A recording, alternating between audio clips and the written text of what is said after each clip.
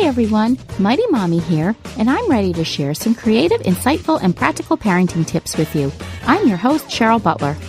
In the first episode of this 4-part series on raising special needs and developmentally delayed children, we discuss steps to take if you suspect your child has any type of special needs. The second episode of the series focused on coping with a formal diagnosis. And now, in Part 3, we will look at the process involved for your child to receive an individual education plan, also known as an IEP, through the school district. Before you go on, if you haven't listened to the first 2 parts of this series, I recommend reviewing Part 1 and Part 2. Children who receive special education services in the public school system have an individual education plan, or as I said, an IEP, which is designed to set appropriate goals for each student. At least once per school year, parents receive an invitation to attend an IEP meeting to review and discuss the child's progress and create new goals for the following year. 3 of my 8 children had significant speech delays and didn't speak until they were at least 3 years old. Because of this, I have over 15 years of experience dealing with the special education system. There is no question that it is painful to watch your child struggle with a learning disability or a developmental delay, but there are plenty of strategies you can use to advocate for the best possible education for your child. So, what's an IEP meeting? An IEP meeting is a team meeting run by the school district. The IEP team includes administrators, special education teachers, therapists, such as speech therapists or occupational therapists, social workers, and you, the parents. The team may also include others who know your child. During the meeting, the team makes recommendations about available special education services. These are later put into a written document called the IEP. The Individualized Education Program is a roadmap guiding your child's education. It explains to you and the district what special services your child will receive, as well as outlines the goals to address. The district is legally responsible to furnish the services in the IEP. Preparing for and attending IEP meetings can be emotionally draining and even discouraging for parents, but it doesn't have to be. Mighty Mommy has 5 tips for going into the meeting feeling less intimidated and more confident. Tip number 1, prepare yourself in advance. You know your child better than anyone and will always be his or her biggest advocate. So don't be afraid to honestly showcase your child as he or she really behaves and learns at home. Because at home, we often see a much different child than the school team does in their environment. I call this parental cheerleading, and it can be exhausting. Keep in mind that teachers attend IEP meetings all year long. Your child is not their only special education student, and they are looking at the situation from a more clinical perspective. That's why you might hear more negative commentary about what your child cannot do yet, and less about all the wonderful things he or she can do. During my IEP meetings, I actually suggested that the team focus on the positive things my child was doing first, and then discuss the challenges and strategies second. If you try to set an encouraging tone from the get-go, chances are your team members will follow suit. If they don't, remember that you have a legal say in your child's educational plan, so stay the course with a pleasant but firm attitude.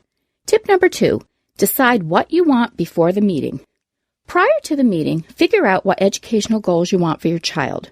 If you have a 3-year-old who has speech delay, for instance, your biggest desire is probably for consistent verbal communication within the upcoming year. Come to the meeting with a list of questions such as, how will you try and elicit verbal words from my daughter? Will you communicate with me in a written journal each day about her progress and give me some examples of games or such I can play at home with her to reinforce what she is learning at school? If you have a child who has been in the school system for several years already, be sure to get out his current IEP along with any updates that the school has sent you throughout the year, and do an honest assessment as to whether or not the goals have been or are being met. Keeping a filing system specifically for special education services is essential. Get into the habit of keeping all reports, evaluations, report cards, and IEP updates organized and easily accessible. Tip number 3, strive to be cooperative. And this is one of Mighty Mommy's favorite tips.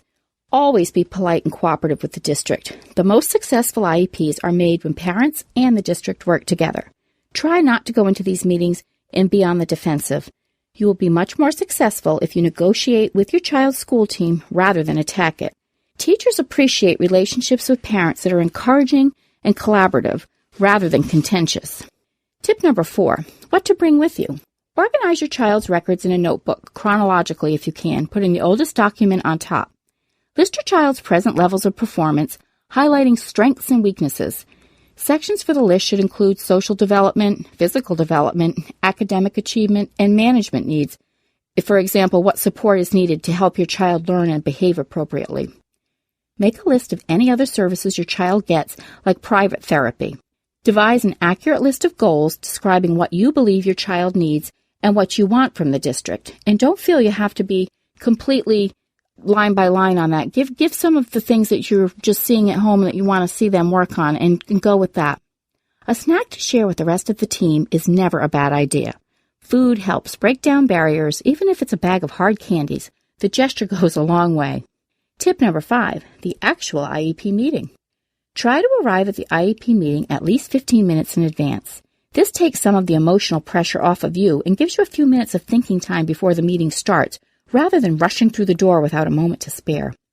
During the meeting, you may want to take notes and outline what was said by whom and the outcome.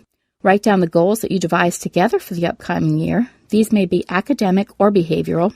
Identify any areas of concern you have regarding your child's progress. Also, list things that have gone well. It always helps to build a relationship with the school if you can provide positives in conjunction with the negatives. Maintain cordial relationships with each team member. Don't be afraid to ask questions if you don't understand something. Realize that the people on your child's IEP team want him or her to make as many educational, developmental, and social gains as possible. They rely on you as the parent to give them a glimpse into your child's life outside the classroom. This is essential into helping your child have a well-rounded educational and personal growth experience. After the meeting, and this is just as important as during the meeting, extend a warm verbal thanks to those in attendance, followed by an email or even a written letter thanking the IEP team members for their involvement, assuming the IEP goals were met. If any teacher was particularly helpful, I always make sure to let the principal, the superintendent, and/or the director of the special education services know. Not all IEP meetings are going to be perfect, but instead of getting discouraged, use them as motivation and a learning tool for future meetings. Within a few weeks, the school district will mail you a revised IEP. Take the time to review it and make sure it coincides with the notes you took during the meeting.